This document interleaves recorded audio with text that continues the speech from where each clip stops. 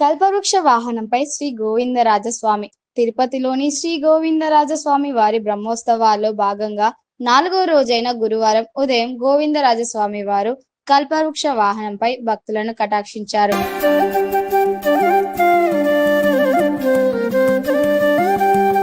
ఉదయం 7 గంటల నుండి వాహన సేవ వైభవంగా సాగింది.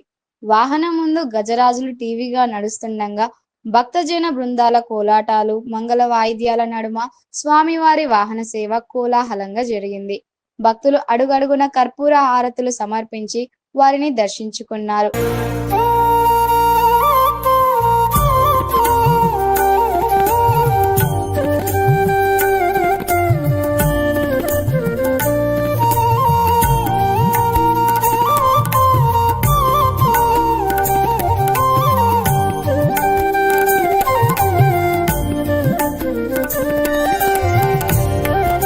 అనంతరం ఉదయం 10 గంటల నుండి 11 గంటల వరకు స్వామి అమ్మవార్లకు సంపన్న తిరుమంజనం వేడుకగా నిర్వహించారు. ఇందులో పాలు, పెరుగు, తేనె, చందనం, పలు రకాల పండ్ల రసాలతో అభిషేకం చేస్తారు. సాయంత్రం 5:30 నుండి 6 గంటల వరకు ఉంజల్ సేవ వైభవంగా జరగనుంది. రాత్రి 7 గంటల నుండి 9 గంటల వరకు సర్వభూపాల వాహనంపై స్వామివారు భక్తులకు దర్శనమివ్వనున్నారు.